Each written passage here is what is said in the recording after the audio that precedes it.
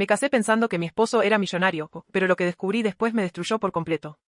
Esa es la frase que aún me cuesta repetir sin sentir que el piso se abre bajo mis pies.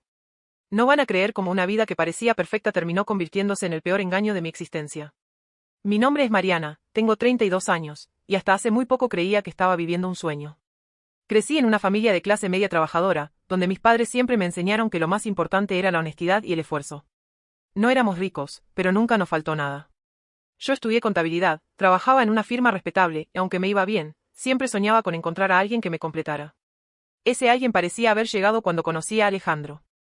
Lo conocí en una boda, en un salón lujoso en Miraflores. Desde el primer momento llamó mi atención, traje perfectamente entallado, sonrisa segura, y una forma de hablar que irradiaba confianza. Me lo presentó una amiga en común, casi de inmediato, me contó que era empresario, que tenía varias inversiones en bienes raíces y que viajaba constantemente al extranjero por negocios.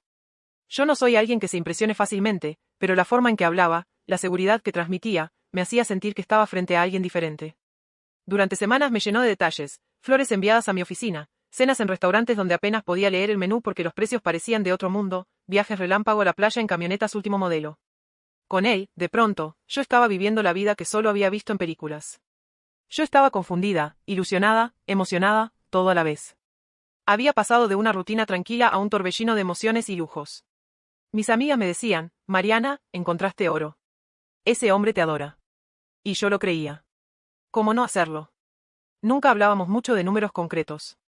Cada vez que yo intentaba entender exactamente a qué se dedicaba, él respondía con frases evasivas, mi amor, son inversiones, nada interesante para ti, no quiero aburrirte con detalles técnicos. Yo lo tomaba como un gesto caballeroso, como si me protegiera de un mundo complicado. Después de un año de noviazgo, me propuso matrimonio. Fue una escena de cuento, cena privada en un restaurante exclusivo, un anillo que brillaba como el sol, y un discurso tan perfecto que lloré sin dudar. Nos casamos 6 meses después en una ceremonia fastuosa. Todo parecía sacado de una revista, vestidos, decoración, invitados importantes, hasta salió una nota en una revista local. Yo me sentía en la cima del mundo. Pero el desencadenante llegó cuando empezamos a vivir juntos. En teoría, íbamos a mudarnos a un departamento de lujo que él había comprado. Sin embargo, semanas antes de la mudanza, me pidió que, como pareja moderna, uniéramos nuestras cuentas para organizar mejor nuestras finanzas. Yo dudé, pero confiaba. Después de todo, no era el millonario. ¿Qué importaba que yo sumara mis ahorros y para él eran migajas? Al principio, todo parecía normal. Él pagaba cenas, viajes, gastos de la casa. Yo veía cómo se usaba mi tarjeta, pero pensaba que solo era temporal. Hasta que un día, revisando el estado de cuenta, noté algo extraño, había retiros en efectivo que yo no recordaba haber hecho. Confronté a Alejandro y me dijo con una sonrisa, amor, tuve que pagar en efectivo unas cosas del negocio, no te preocupes, mañana transfiero el dinero de vuelta. Pero nunca lo hizo. Poco a poco, empecé a notar más señales. Llamadas que atendía en otra habitación y terminaba abruptamente cuando yo entraba. Viajes de negocios de los que volvía con la misma ropa, como si nunca hubiera salido. Facturas de gastos menores cargadas siempre a mi tarjeta. La primera gran revelación llegó por accidente.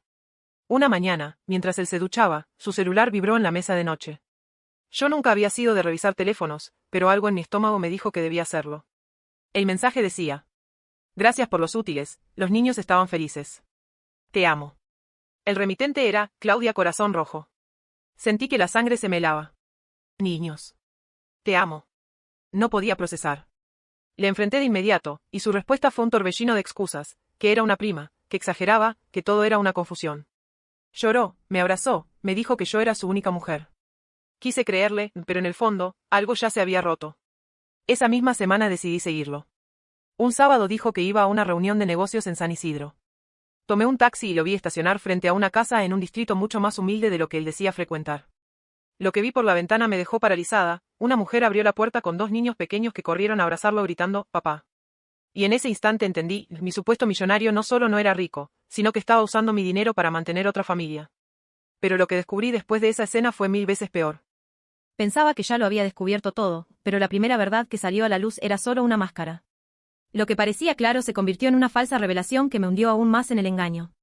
Después de escuchar a Alejandro decirme que usaba mi dinero para mantener a sus hijos con Claudia, me sentí devastada pero, en cierto modo, también aliviada. Al menos ahora tenía la explicación, él no era millonario, pero tampoco era un completo extraño. Lo que escondía era esa otra familia. Me repetía, ok, esto es terrible, pero ya lo sé todo. Incluso pensé que el problema era, solo, la infidelidad y el dinero. Estaba segura de que, enfrentándolo, obtendría un cierre. Una noche, decidí confrontarlo con todas las pruebas que había reunido, fotos, estados de cuenta, capturas de redes sociales. Me preparé como si fuera un juicio. Cuando le mostré la foto de él en el cumpleaños de su hija, no pudo negarlo.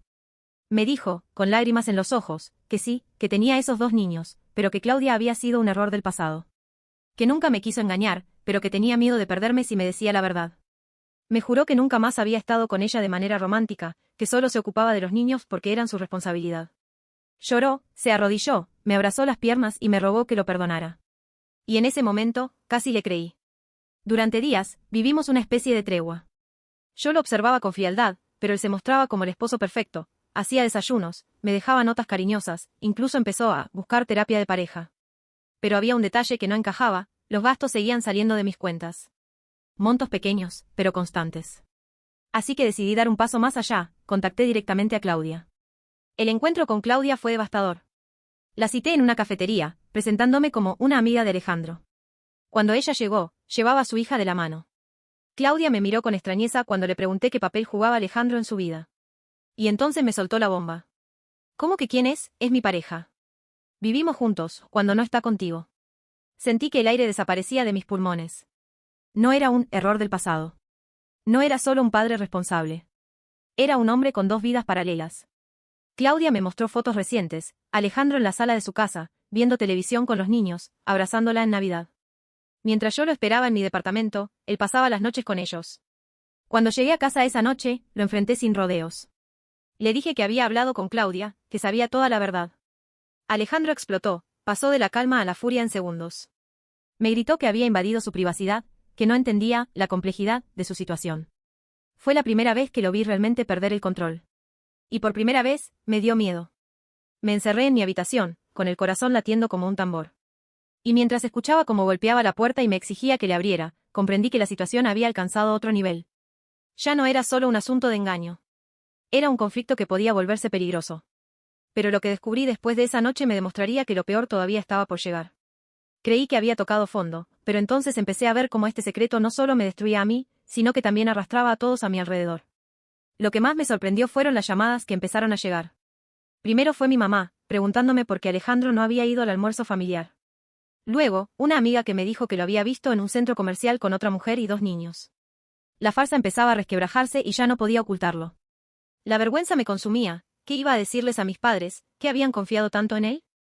Cuando finalmente hablé con mis padres, pensé que me juzgarían por haber sido tan ingenua. Pero ocurrió lo contrario. Mi papá me abrazó y me dijo: «Hija, esto no es tu culpa. Es un manipulador. Y no vamos a dejarte sola». Mis amigas, al enterarse, también se pusieron de mi lado.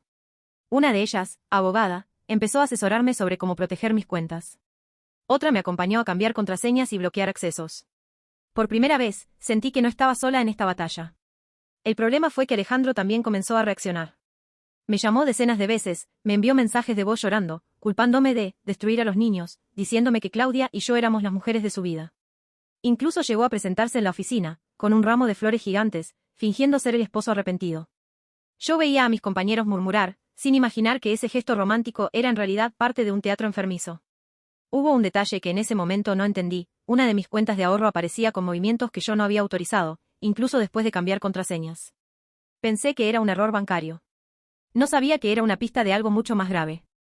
Por unas semanas, intenté reconstruirme. Hice yoga, pasaba más tiempo con mis padres, me refugié en mis amigas. Empecé a imaginar un futuro sin él, aunque doliera. Pero esa calma era apenas la antesala de una tormenta devastadora. Un viernes por la tarde recibí una llamada inesperada de un número desconocido. Cuando contesté, una voz femenina, nerviosa, me dijo: «Mariana, tienes que saber la verdad. Alejandro no solo tiene otra familia. Tiene muchas más cosas escondidas, y tú estás en peligro». El teléfono se cortó antes de que pudiera preguntar quién era. Y esa llamada fue el inicio de la revelación más oscura de toda esta historia. Creí que ya sabía la verdad, pero lo que estaba a punto de descubrir lo cambiaría todo. La revelación real reescribió cada momento de mi historia con Alejandro. La llamada anónima no me dejó dormir. ¿Quién era esa mujer? ¿Cómo sabía mi nombre? Durante días, estuve atenta al teléfono, hasta que volvió a sonar. Esta vez, una voz más firme se presentó. Era Paola, alguien que aseguraba haber trabajado con Alejandro en el pasado. Me pidió vernos en persona. Cuando me contó su versión, sentí que todo mi cuerpo temblaba. Alejandro no era empresario. No tenía inversiones. Lo que hacía era mucho peor, se dedicaba a estafar mujeres. Paola había sido una de sus víctimas. Me mostró correos, fotos, incluso denuncias archivadas. El modus operandi era siempre el mismo: conquistaba mujeres, fingía ser millonario, las convencía de compartir cuentas, y luego drenaba sus ahorros poco a poco. De pronto, cada recuerdo mío cobró un nuevo sentido. Las cenas lujosas eran pagadas con mi tarjeta, no con la suya. Los viajes relámpago eran excusas para ver a otras mujeres. Su empresa era solo un número de teléfono con voz en off. Paola me confesó que no era la única. Había al menos 5 mujeres más, cada una en diferentes ciudades, todas con la misma historia. Alejandro no era un esposo infiel con doble vida. Era un depredador financiero, un manipulador profesional. Me di cuenta de que nunca fui la esposa engañada. Fui una víctima más en una cadena de engaños que llevaba años repitiéndose. Todo lo que había vivido era parte de un guión perfectamente calculado.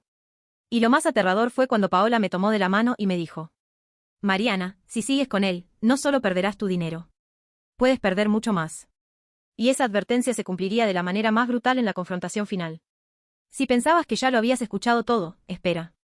Porque lo que vino después fue una tormenta, crisis, mentiras, gritos y una confrontación que casi acaba conmigo. Después de la revelación de Paola, no pude seguir fingiendo. Reuní a mi familia y les conté todo, las pruebas de que Alejandro era un estafador en serie, que no solo tenía otra familia, sino que había varias mujeres afectadas. Mi papá quiso ir a enfrentarlo de inmediato, pero lo detuve. Sabía que Alejandro no reaccionaría con calma. Esa misma noche, Alejandro apareció en mi departamento sin avisar. Tenía los ojos rojos, la camisa arrugada y un discurso incoherente. Dijo que me amaba, que todo lo que Paola contaba era mentira, que yo era la única. Pero cuando le mostré las pruebas, correos, transferencias, fotos, su máscara se rompió. Primero intentó negarlo todo, luego lloró, después gritó. En cuestión de minutos pasó por todas las emociones posibles. Me decía que si lo dejaba, me arrepentiría. Que nadie más me querría. Que sin él yo no era nada. Yo temblaba, pero por primera vez no lloré. Estaba furiosa. Le dije que ya sabía la verdad, que no solo me había usado a mí, sino a todas. Él golpeó la mesa con tanta fuerza que el vaso de agua se hizo añicos. Ese sonido me hizo dar un paso atrás, consciente de que podía perder el control físico también. Justo en medio de esa tensión, mi padre y mi hermano llegaron. Yo los había llamado antes como precaución. Cuando Alejandro los vio, cambió de actitud de nuevo, trató de mostrarse calmado, como si no hubiera pasado nada. Pero mi papá lo enfrentó directamente. Eres un parásito. Usaste a mi hija y vas a pagar por cada lágrima que le hiciste derramar. Alejandro se quedó mudo. Ya no había escapatoria. Rodeado, sin salida, Alejandro soltó la verdad entre gritos y lágrimas. Admitió que había vivido de mujeres durante años. Que nunca tuvo una empresa real. Que había aprendido a manipular, a mentir y a crear personajes para que cada mujer creyera que era la única. Dijo que me amaba, que conmigo había sido diferente. Pero sus palabras ya no tenían peso. Yo solo pude responder. El verdadero amor no roba, no miente, no destruye. Y en ese momento sentí que algo dentro de mí se liberaba. Alejandro fue expulsado de mi vida esa noche. Mi familia estuvo ahí, firme, como una muralla. Pero mientras lo veía salir, con esa mirada cargada de odio y derrota, supe que la historia no había terminado. Porque los estafadores no se rinden fácilmente. Y lo que pasó después, con el tiempo, me demostró que cerrar un ciclo no significa que todo quede atrás. Han pasado meses desde que lo expulsé de mi vida, y aunque las cicatrices siguen, también aprendí que el final de una historia oscura puede convertirse en el inicio de una nueva vida. Han pasado 8 meses desde aquella noche. Alejandro intentó contactarme varias veces, pero cambié de número, bloqueé redes sociales y hasta cambié de cuenta bancaria. Supe por Paola que finalmente alguien más lo denunció formalmente. No sé en qué terminó, ni quiero saberlo. Yo me enfoqué en mí. Fui a terapia, recuperé mi estabilidad emocional y, poco a poco, comencé a reconstruir mi vida. No les voy a mentir, no todo fue fácil. Hay noches en que aún me despierto sobresaltada, pensando en esas escenas. Hay días en que me culpo por no haber visto las señales antes. Pero aprendí a ser más compasiva conmigo misma. Hoy sé que no soy la mujer ingenua que él quiso pintar. Soy una sobreviviente. Si estás escuchando mi historia y alguna vez te sentiste usada, engañada o manipulada, quiero que sepas algo: tu valor no lo define alguien más. No importa cuánto te hayan quitado, siempre puedes volver a levantarte. Yo lo hice. Y aunque mi vida no es perfecta, ahora camino más ligera. Hoy tengo proyectos nuevos, un trabajo estable y, sobre todo, paz. Esa paz que no se compra con dinero ni con lujos inventados. Si algo me dejó Alejandro, paradójicamente, fue la lección más dura y más valiosa: nunca ignores tus intuiciones.